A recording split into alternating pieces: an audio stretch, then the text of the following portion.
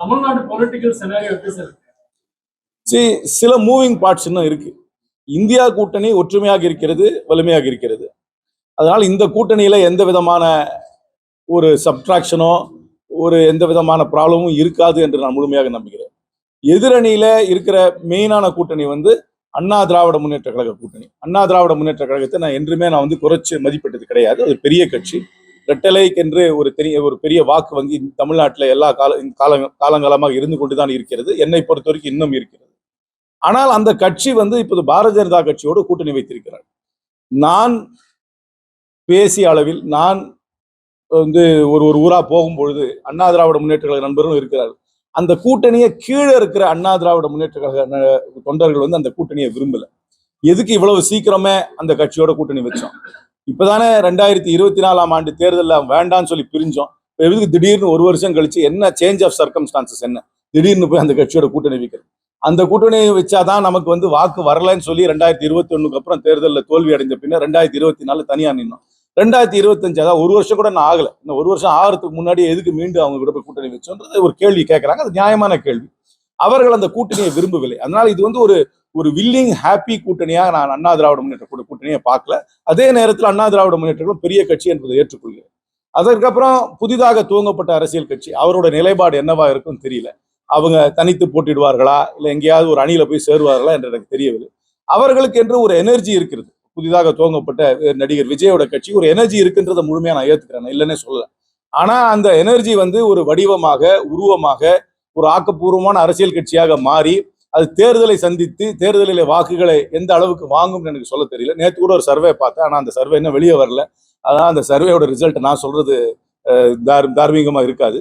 அதுல இன்னும் அதுல நான் எதிர்பார்த்த மாதிரி தான் இருக்கு அந்த சர்வே ரிசல்ட்ஸ். ஆனா இன்னும் நிறைய மூவிங் பார்ட்ஸ் இருக்கு. இதெல்லாம் கொஞ்சம் செட்டில் ஆன அப்புறம் தான் தெளிவா தெரியும். இப்போ கூட பாமக எந்த நிலையை எடுக்க போறாங்கன்னு தெரியல. அவங்க ஒரு மாநாடு நடத்தியிருக்கிறாங்க. ஒரு சமுதாய ரீதியா ஒரு மாநாடு நடத்திருக்காங்க. அப்புறம் அந்த கட்சிக்குள்ளே நிறைய கான்ட்ரடிக்ஷன்ஸ் இருக்கு. அதனால நிறைய மூவிங் பார்ட்ஸ் இருக்கு. இன்னும் செட்டில் ஆகல. இந்தியா கூட்டணி மட்டும்தான் செட்டில் ஆயிருக்கு. மற்ற அணிகள் இன்னும் செட்டில் ஆகல. அது செட்டில் ஆன பிறகுதான் சொல்ல முடியும். ஆனா I am confident that Dravida Munnetra கழக தலைமையில் இருக்கும் இந்தியா கூட்டணி வருகின்ற தேர்தலில் வெற்றி பெறும் என்றுதான் நான் நம்புகிறேன். எனக்கு ஒன்றும் எதிர்பார்ப்பே இல்லையா? நான் என்னுடைய எதிர்பார்த்த மாதிரி அந்த சர்வே ரிசல்ட் இருக்கு. அந்த சர்வே ரிசல்ட் தான் வரப்போகுது. அதனால அந்த சர்வே ரிசல்ட்டை நான் சொல்றது நியாயமா இருக்காது. ஏன்னா ஜேவிசி ஸ்ரீபாவும் அவர் எடுத்திருக்கிற சர்வே 24ஆம் தேதிக்கு மேல வரப்போகுது. அது வரும்போது நான் எதிர்பார்த்த மாதிரி தான் இருக்கு. அதனால சொல்றேன், ஒரு பொலிட்டிக்கல் ஃபார்மேஷன் அவரோட எந்தூசியாசத்தை வச்சு மட்டுமே அது ஒரு வாக்கு வங்கியா மாறும்னு சொல்ல முடியாது. ஏன்னா அதுக்கு ஒரு அமைப்பு வேணும். ஏன்னா ஒரு அமைப்பு இருக்கணும், ஃபார்ம் இருக்கணும், ஸ்ட்ரக்சர் இருக்கணும். அதுக்கப்புறம் அது கண்டினியூஸா கிரவுண்ட்ல பிரசண்டா இருக்கணும். அதுக்கப்புறம் அந்த கட்சி எல்லா விஷயங்களை பற்றியும் தங்களோட நிலைப்பாட்டை சொல்லணும். இன்னும் அந்த நிலைக்கு அந்த கட்சி வரல.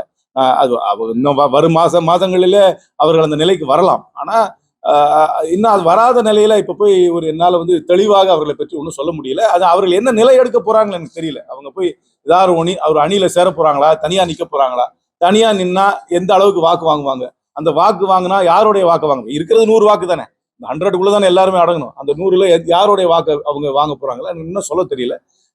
எனக்கென்ற ஒரு சில ஹேஷியங்கள் இருக்கு. அந்த ஹேஷியங்கள் படிதான் அந்த கருத்து கணிப்பு இருந்து அந்த கருத்து கணிப்பு வெளியே வரும்னு எனக்கு தெரியும் ஒரு வாரத்துல.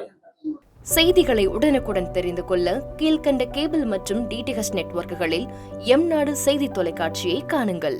பாதகம் செய்பவரை கண்டால் நாம் பயம் கொள்ளலாகாது பாப்பா. மோதி மிதித்து விடு பாப்பா, அவர் முகத்தில் உமிழ்ந்து விடு பாப்பா.